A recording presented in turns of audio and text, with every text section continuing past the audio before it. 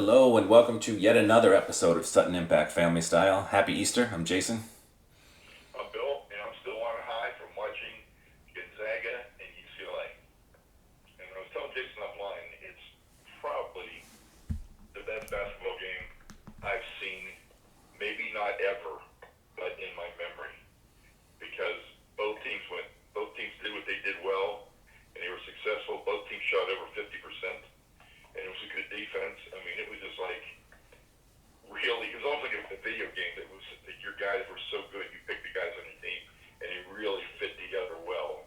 I mean, the UCLA team was really, really good, and guys that didn't play well, and everybody on UCLA played well, as opposed to the previous game when they were absolutely dependent upon Johnny Jay-Zing.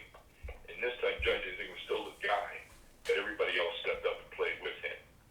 And then to see Gonzaga play the way they played all year with every one of those guys contributing too. And it's fun when you see, when you know you've got five guys on the floor that can make an impact on both teams. And it was that's why I think it was a great game. And then obviously the ending. Obviously the ending, and then Charles and Kenny had called it. They said when it close to the 5-minute mark, whoever had the ball last would win. And they had the ball at the very last second. And if those of you didn't see it, half-court shot for the win. I mean, yeah, 33 feet they measured it at. So it looked long at first, but then when they started watching the replays and everything, it was 33 feet. yeah, and he got a nice clean look, and his form looked good. Like it was a good shot. Nice clean look, back there. Yeah, he And did. then ran to the scores table because he said he always wanted to do that because he saw Kobe do it, D-Wade do it. I mean, it was great. I think the only knock is you didn't hear him yell bank. So, or glass. Yeah. But, I mean, I love the UCLA team. I had so much fun watching them being an underdog and playing. And they get better and better as each game went on. And like you and I talked offline, it'll be great if UCLA and USC basketball is on the rise. Because you need that. LA needs to have good college basketball. And they haven't had it for a while. No. And on the other side of the bracket, we saw Houston just was not good. Baylor just rolled them. Houston looked like they did not belong. They looked like five guys that you find in a pickup game at the Y, just trying to do their own thing and just being frustrated and not being able to do it. I mean, it's, the halftime game was over. The funniest thing, though, and I know you didn't see it, but they did, the talking heads at halftime. And so a couple asked Charles, what would you tell the Houston team at halftime? And Charles goes, I'd tell them what time we were going to leave so we'd be ready to get on the bus. And they just looked at me and goes, Charles goes, what, you want me to pretend they have a chance to win this game? They don't have a chance to win this game. He didn't say they're terrible, but he says they don't have a chance to win this game. This game's over. And then, toward it, after commercial, he came back and goes, okay, here's what I tell him to. And you tell him, but he was right the first time. And he said, but nobody ever would say that on TV. It was hilarious. But that's why people love Charles and Kenny and Shaq and Ernie, and that's why they win Emmys every year as the best sports show, because they do just say what they're thinking. No, I mean, I tell him what time the bus was leaving. It was just Kenny. I thought Kenny was going to just have a heart attack. Because I don't think he even believed Charles. As much as he's been around Charles, I don't think he believed Charles was going to say something bad. No, but It was just like, it's true. But that's real, that's genuine, that's sports. Like, that's not the corporate, we have to make sure our sponsors are happy at the halftime. This is what you would say in a basketball situation. Like, that's why it was great. Yeah. But the one thing I'll say I did not like was the gap between the two games. It was like an hour and a half. Yeah. Before the second game started. I did not care for that at all. Half an hour, say what you're going to say, and get on with the game. Don't wait. Don't just drag it out. It's not fair to the athletes who are waiting and everything else, but I guess maybe it worked for that point because those kids were fired up ready to play. But this morning's game doesn't start till after 9 o'clock. Which is really late. I mean, especially for the East Coast people. Yep. Especially the East Coast kiddos. A little bit last night because those were two West Coast teams. And so you were starting the game like at 5:30 West Coast time. Oh, that's true. I didn't even think about that. And Baylor's Central, And Gonzaga's West Coast, so a 9 o'clock start probably doesn't hurt either of those teams either. Yeah. But it's fun, and I love that Drew Timme that plays for Gonzaga. He Well, reminds me so much of Bill Walton when Bill Walton used to play center. He's such a great passer, and he's got good moves, and he's talented. Really, really enjoy watching him play. well, I guess That's a fun team to watch. yeah, and I guess to finish off our men's talk for this episode, we both are rooting for Gonzaga because of years of. I mean, it's been forever, but I bought a Gonzaga hat in high school. That's how long we've been waiting for Gonzaga to finally break through. I know they made a couple Final Fours and Elite Eights and Sweet 16s, but you know. No, and honestly, as much as I want Gonzaga to win, I actually got to liking that UCLA team so much I would not have been overly disappointed if they would have won. No, but being as this is Gonzaga's year, I really want to see them pull it off. But Baylor looks really, really good. So It's going to be a really good match. I mean, it's going to be fun to watch. Don't miss it, people. Don't miss it. On the women's side, I don't see Stanford losing tonight. But again, this Ari McDonald playing for Arizona, 5'6" guard, is unbelievably quick and can get her shot off on anybody. And I mean, she is a player. She was phenomenal. And this is really playing good. They beat UConn. They pretty much led by at least 8 or 9 the whole game. And UConn, at one time, UConn was 5 for 19 in terms of layups. They missed that many layups. yeah, that's a lot of layups to miss. And their big girl for UConn was terrible. I mean, she missed a million shots in close. And just seemed out of sorts. I mean, it's like she was nervous or what. I mean, they weren't even good misses. I mean, they were just like pathetic misses. And it really ended up costing them the game. And, and they did what I would have done. They must have knocked Paige Beckers down 10 times. I mean, that's what you have to do when you get a player like that where they're so dependent on them. You got to knock them off their spot. Yeah. And you got to make them pay the price, and they did. And there's a lot of controversy about the coach who, after the games, you had him in the huddle, and, they had been omitted from the highlight video for the Final Four because nobody expected them to be there. There's only three teams were featured in the highlight video. Right. And so she said, she shot the bird, and, she said, F to those people that don't believe in us.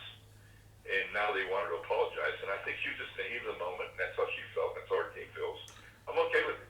I'm okay with it as well. I mean, I think it's, again, we talked about we talked about Charles and Kenny, like, it's a very real moment. And, I mean, they left him out of the highlight package. Like, I mean, if you're committed to a highlight film, you got a chip on your shoulder, and you just upset UConn, even though UConn's a year away. UConn's just too young. yeah. But I mean, it was unbelievable. I mean, don't have the camera stick in their face. Give her a couple minutes with her team if you feel strongly about it. But I think it's going to be a good game tonight. But I just don't see Stanford losing. They're just too big. Yeah. But yeah, those heat of the moment conversations, I mean, you just have to it's silly because everybody knows that's exactly what happens in sports with coaching and locker rooms and everything else. And then the second it gets out, people want to act outraged, and it's just silly. Yeah, respect what they've gone through. Respect the emotion of the moment. But I know you're trying to get the story. I know you're trying to get this, and then be prepared for what you might get. Speaking of what you might get, It's raw emotion. yeah, and speaking of raw emotions, what you might get, that leads perfectly into our Kevin Durant, Michael Rappaport Twitter beef segue. Yeah. And for anyone that doesn't know, essentially for months now, I mean, Kevin Durant obviously is a very passionate social media person. He's on there all the time. He had this infamous burner accounts. He likes to argue back and forth with fans. Maybe that's what gets him so excited and hyped to play. I mean, it seems unrelatable to me, but, is what it is. But he and Michael Rappaport have apparently been going back and forth for months. And Michael Rappaport is sort of a loudmouth New York sports fan who's been in a lot of TV and movies, a lot of big stuff. But he also seems like he's an attention, he wants to be media center. And they were going back and forth. And he says this, then they both said some nasty things to one another. And, Kevin Durant basically said, if I see you again, I'm going to spit in your face. And I think he mentioned his wife. And Michael Rappaport said the moment he mentioned my wife, that was the turning point for me. That's when I had to make it public. And Kevin Durant has since been fined $50,000 and apologized. But it brings up, sort of a couple things. But Kevin Durant, he basically was like, we've been going back and forth on Twitter. He's like, I thought this was just a fun, two guys talking crap to each other. And then also, you're Michael Rappaport. Like, what was your intention of going forward? Like, do you really think Kevin Durant was going to really beat you up if he saw you? I mean, it seemed like an attention grab, and one of those, like, if you're going back and forth with somebody, you can't put that, you can't put it on Front Street if you haven't, attempted on your level at least to be like, this has gone a little too far, can you back off? Yeah. Like, if you and I were talking back and forth trash to each other and I got offended, I feel like as a human being, my first response should be just to talk to you and be like, look, that was a little too far, can we cut this off? And then if you don't... I've done that with people on Twitter. I've done that. I've said, hey, you know what? We're just not going to agree on this. So I'm not participating anymore. I'm done. I'm out. Right. Where it's, I usually drop them to his followers. Because I just don't see a point in Michael Rappaport. I mean, unless you really wanted attention and get your name back in the news and get back on SportsCenter, why you would, show screenshots of Kevin Durant talking trash to you. Yeah. Well, who was going at it with Russ about a week ago after Russ set that record? Stephen A. Yeah. And Russ's mom. I don't like that at all. I mean, I think, Stephen A., and I tweeted about that, and I said, Stephen A. I don't think believes half the stuff he says. No. He just wants to create controversy, wants to get viewers, wants to do it. That's his job. But to go after Russ like that, I did not appreciate it. Didn't like it. No, because the one thing you can't say about Russ is every game he plays, and I'm sure if it's on an NBA court or playing Scrabble, he's giving you 110% or whatever ridiculous percentage you can give. He's trying as hard as he can. And while he has certainly not come up big in big moments, he's not afraid of the moment. He's not, Chris Webber playing hot potato. He's not James Harden soaking on the bench. Like, he's taking the shots because he thinks he's going to make it. Like, and I think that's a distinction with, that needs to be made when you're talking about people that haven't come through. Like, it's not because he hasn't tried to come through or he's been afraid to come through, No, and I mean, and Screaming A is one of the reasons we started our podcast. Yeah. Right? I mean, it's one thing we talked about. And it did... Like good conversation, no telling. Yeah. That's true. And it felt like the shot at Russ was, it's a slow news day, I'm going to start some controversy. Because it didn't seem like there was any need to bring, I feel like Russ is, we've defended Russ on this podcast and, talked about how we, other thoughts on Russ, but Russ is the player he is. And there's no need to say that, who cares about your numbers, you're not winning. When, it just felt like it was... I watched the highlights of that game. Yeah. And he was setting guys up. He was making guys look great. There was nothing wrong with him getting all those assists in that game. Nothing at all. No. Nothing that should have been criticized. I mean, if anything, he was a facilitator. He was doing exactly what he should be doing. He was facilitating. He was making sure the guys had open looks and gave them the best chance to be successful. That's what he did. And they won the game. If you're going to attack him after he goes 0 for 20 or something. Yeah. But not after a game like that. That was ridiculous. Or if you put up those numbers and they lost by 20, they won the game. Yeah. I mean... And he won the game by him playing in the way that he decided to play it. Yeah. What can you do? And then I guess the last sort of relevant news story that just came out this morning is Paul Pierce got caught on camera last night. And people are saying that the ABC, ESPN, Disney family needs to fire him. Essentially, he was at a house party. There was a lot of drinking going on. Something was being smoked. And I know that's that's whatever controversy at this point. But there were also some escorts. But again, he did nothing technically inappropriate on the stream. It's a shame that one of his buddies put him on blast like that, but it feels like that's a story that probably shouldn't have... I mean, they always talk about... It's a story that probably shouldn't have gotten out. Yeah. It's one of those things. I mean, if you're somewhere and somebody's got a cell phone, which is everywhere, then everybody's a reporter, and everybody can create a story.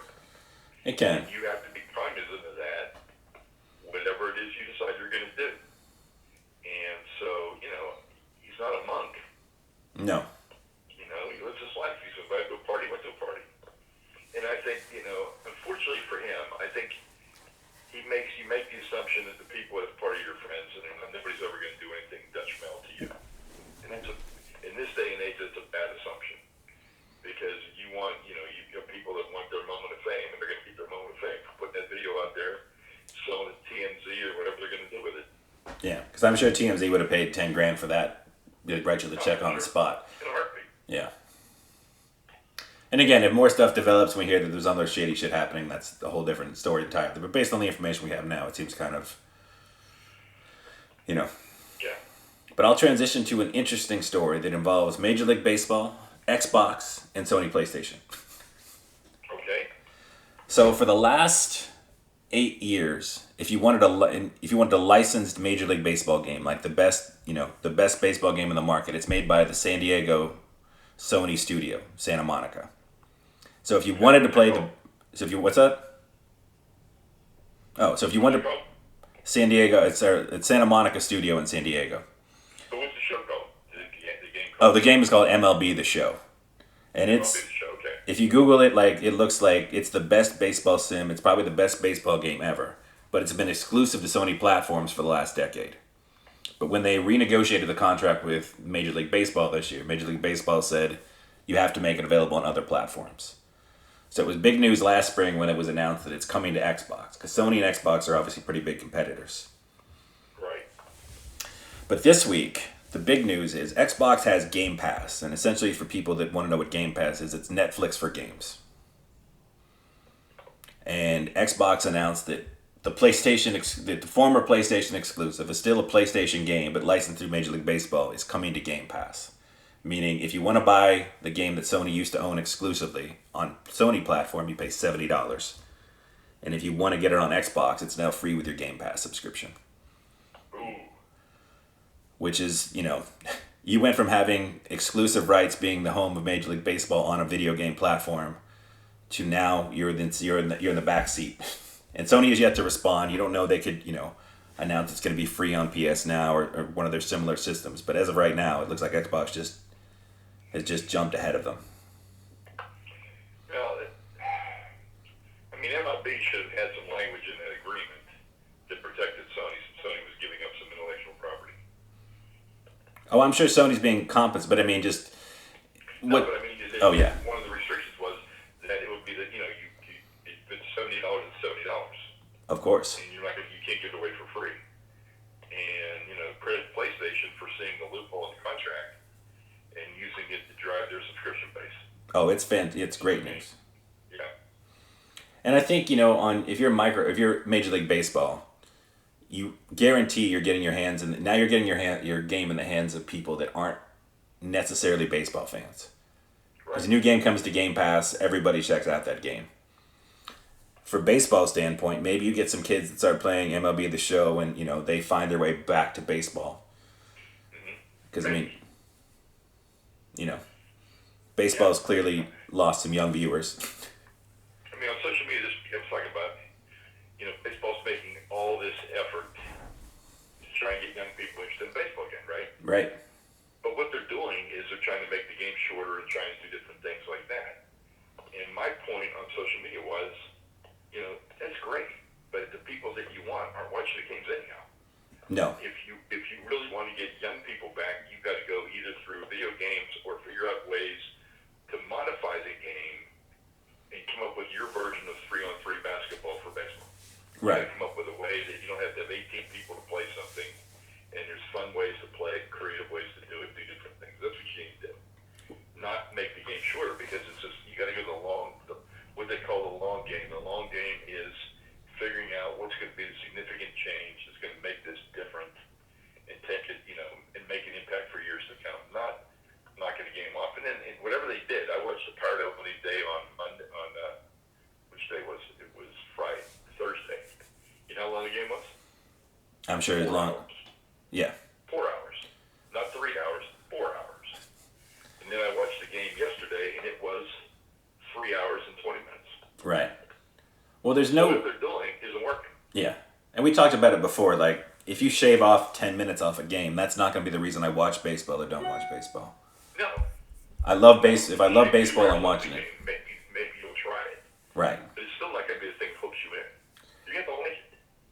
Yeah. We talked about integrating. We talked. Remember last year I brought up on the show integrating MLB the Show into base, like actually into the games, like making it part of seventh inning stretch. You're showing those games.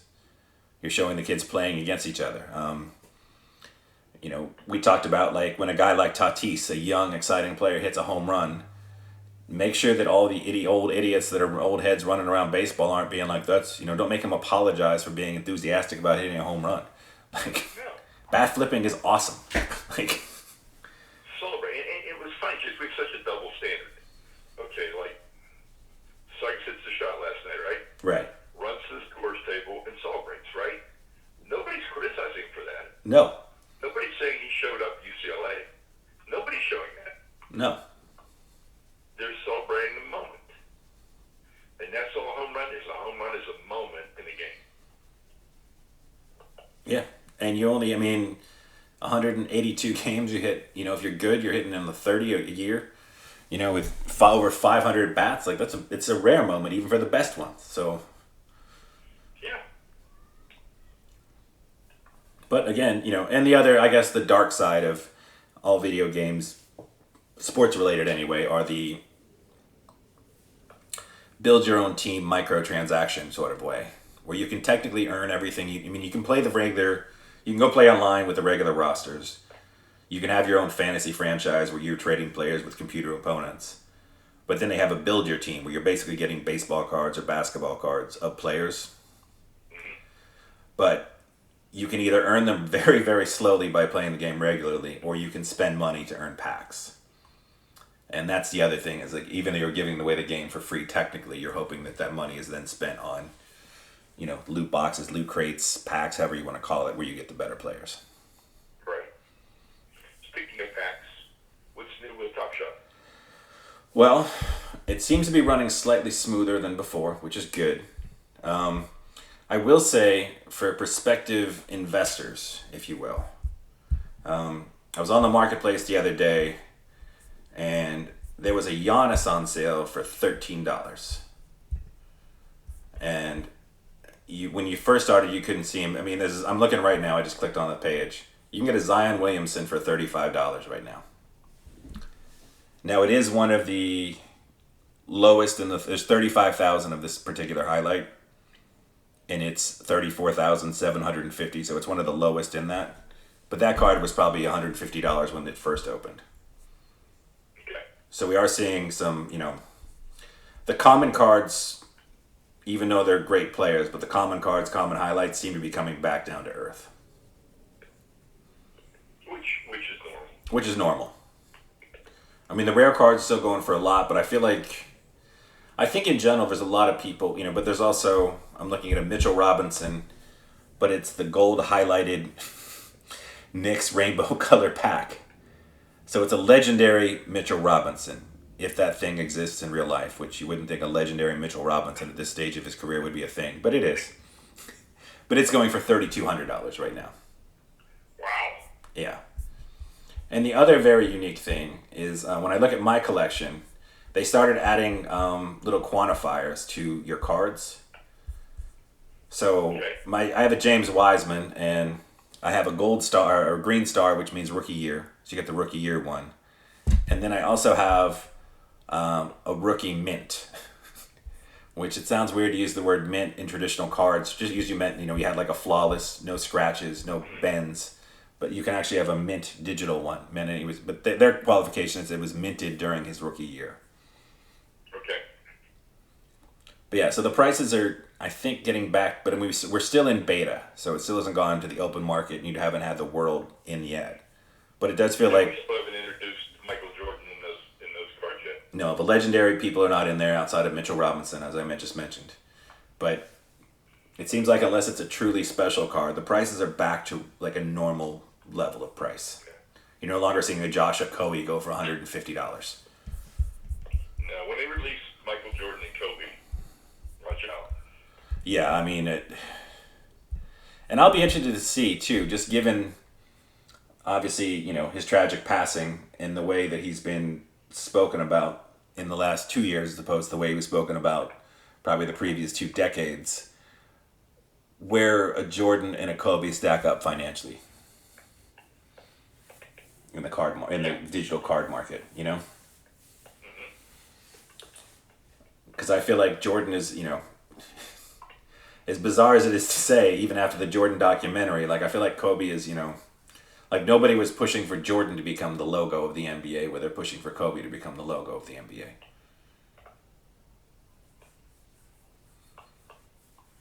And you would almost think the Jordan Nike sign should be the logo of the NBA at this point. The free throw dunk, spread eagle, Jordan, But Possibly.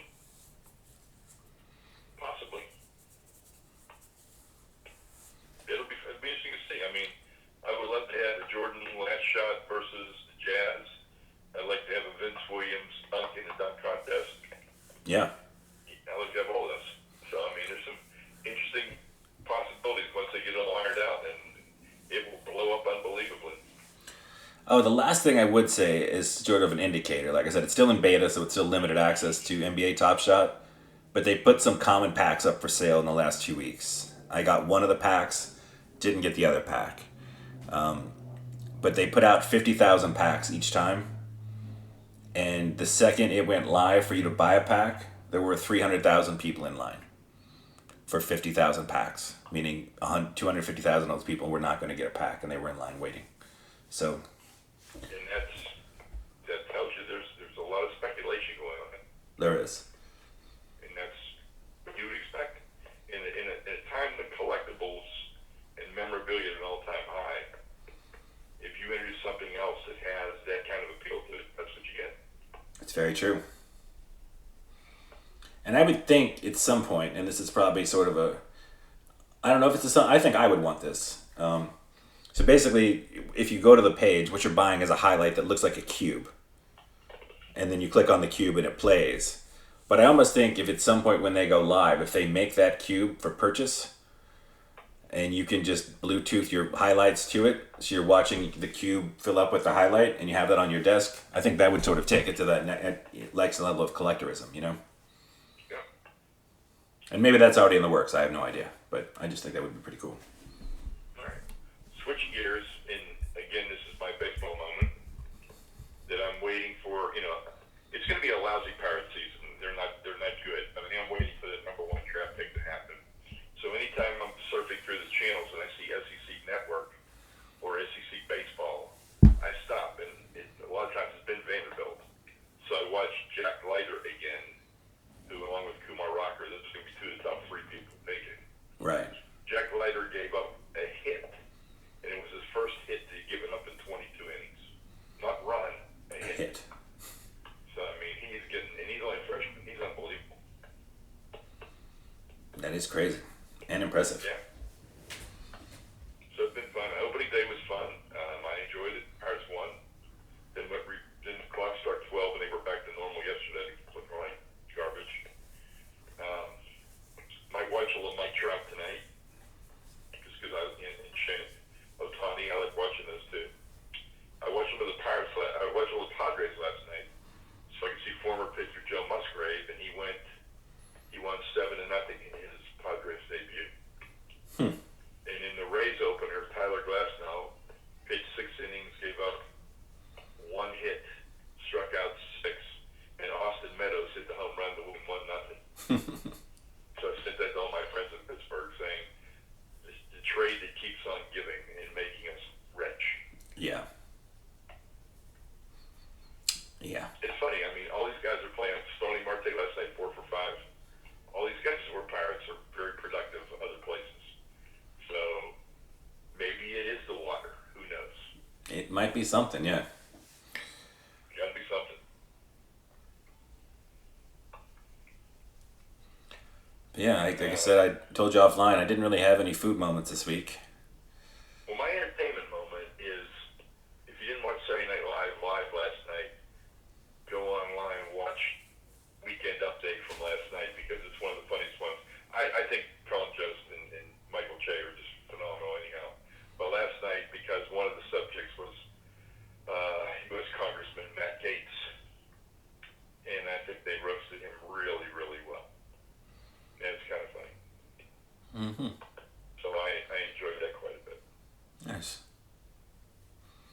Well, we did watch Slacks, which is a movie on Amazon Prime about a killer pair of jeans. And yes, I said that correctly. A killer pair of jeans. Yes. Meaning what? Meaning the pair of jeans either strangles you or cuts you off at the waist when you put them on. Yeah. Okay. Wow. Yeah. On TMC, this is Oscar month now. So and they're all in alphabetical order, by the way, which I thought was really interesting. So all the movies are in alphabetical orders. Go online, TCM, it'll give you a listing of all the movies for the month. And my food moment is I'm going to Pittsburgh this week. So if you follow me on Twitter, Facebook, or Instagram, I'll be posting good Pittsburgh food all week, starting on Wednesday. Nice. And my first stop coming in, we're staying downtown, so my first stop is obviously going to be Fiori's. Of course. Has to be. Has to be. Just incredible, incredible pizza. Yep. Well, hopefully next week I'll have a gold belly moment for you. Yes, you will. It comes, your April- Gold Bell Easter gift will come on Tuesday. April 7th. Yes, it's very exciting. Or April 6th. I guess I it's did have, I did some consulting, and the guy gave me $200 worth of Gold Belly for the consulting. Mm-hmm. To talk to him on the phone for an hour.